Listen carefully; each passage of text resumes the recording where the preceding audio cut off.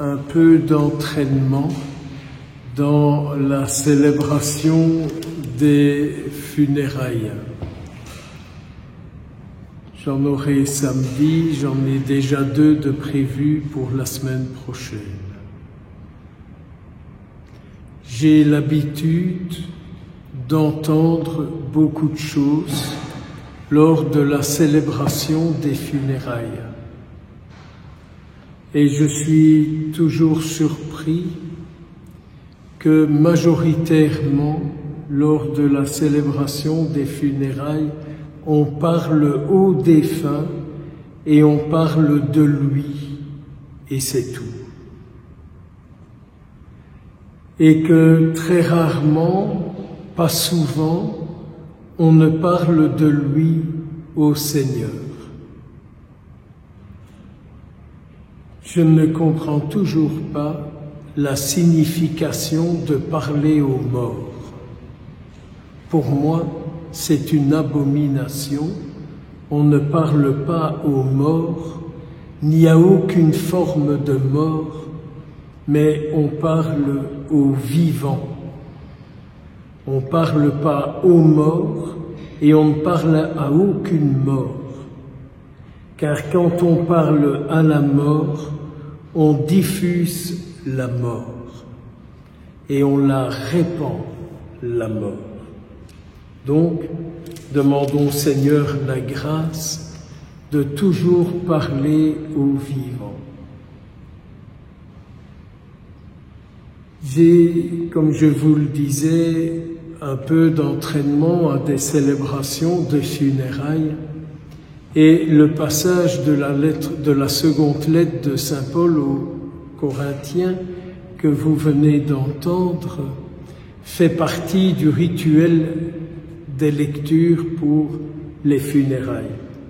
Je n'ai pas souvenir dans ma longue carrière que ce passage-là n'ait jamais été choisi. Et pour cause, c'est qu'il est une question de jugement. Et que donc, à l'être humain d'aujourd'hui, ça lui est impossible de s'entendre dire « Vous serez un jour jugés et on vous montrera tout le bien que vous avez fait, on vous montrera le mal que vous avez fait et on vous fera découvrir les dégâts que votre vie a occasionnés. » Je crois que c'est une réalité. Si je vous dis que c'est ce que Marc Dutroux vivra, vous direz « mais c'est normal ». Si je vous dis que c'est ce qu'Hitler aura dû vivre, vous direz « c'est normal ». Si je cite des noms de dictateurs à gauche et à droite, vous direz « c'est normal qu'ils sont jugés et qu'on leur montre le mal qu'ils ont fait ». Des assassins, des violeurs, des voleurs et tout ça. Et vous direz, c'est normal. Alors pourquoi est-ce que pour des grands pécheurs, c'est normal et que pour nous, ce serait anormal? Expliquez-moi un peu. Allez, soyons honnêtes. Moi, je me dis, oui, ça m'arrivera. Mais oui, ça m'arrivera. Je vous ai pas dit que ça ne m'inquiétait pas un peu. C'est jamais gai. Quand on fout son nez dans la saloperie qu'on a fait à quelqu'un, ça ne fait jamais du bien. En tout cas, moi, quand quelqu'un me montre le mal que j'ai fait et que c'est juste, ça ne me fait pas plaisir.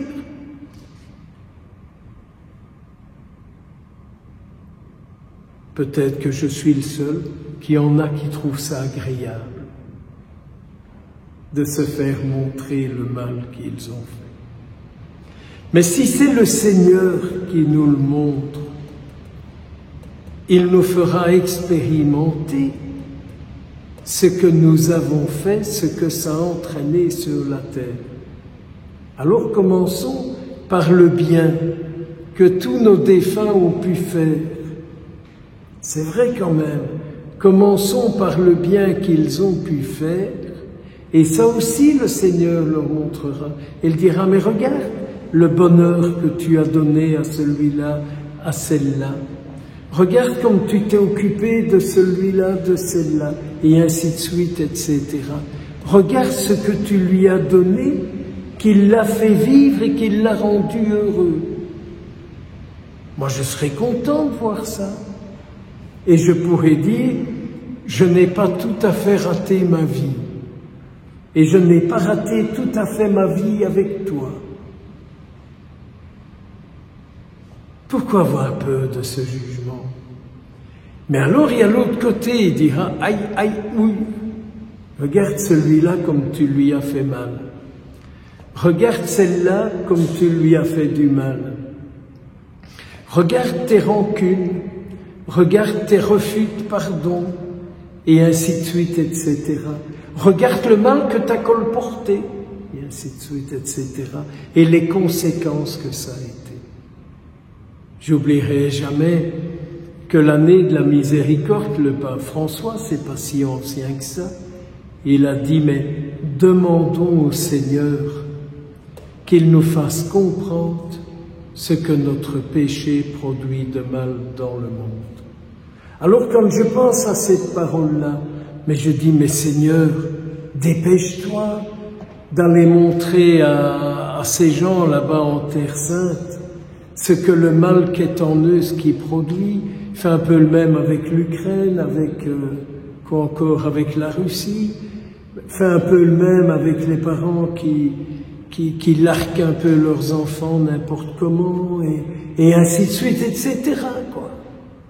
Ou qui ne respectent pas leurs petits, quoi. Qui veut qu'ils deviennent ce qu'ils ont décidé, quoi. Voyez? Alors demandons au Seigneur qu'il soit vraiment la lumière. Alors je comprends que Jésus dit, ben écoute, quand je t'aurai préparé ta place, je viendrai te chercher. Est-ce que le Seigneur nous prépare d'abord une place et puis nous tire de la terre? Ou est-ce que la place que le Seigneur nous prépare, ce sera juste pour après ce temps de purification que nous aurons vécu? Moi, j'aurais tendance à dire que après ma mort, je verrai ma vie et le Seigneur me purifiera.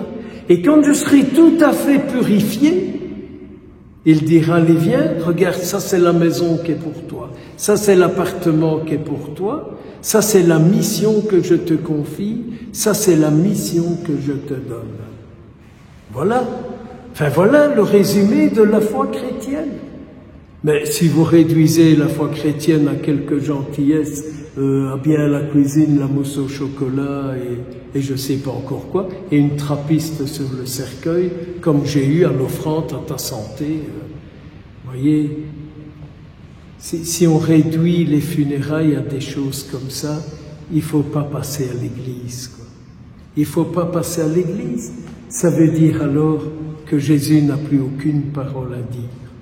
Oh, moi j'aime bien dans les funérailles que l'Assemblée puisse entendre comment Jésus parle du défunt, ce qu'il va lui faire vivre, ce qu'il lui souhaite, et comment il va l'accompagner pour sortir de ce sac en plastique, et comme c'est d'époque, comment il va faire le tri en celui qui est dans le sac en plastique.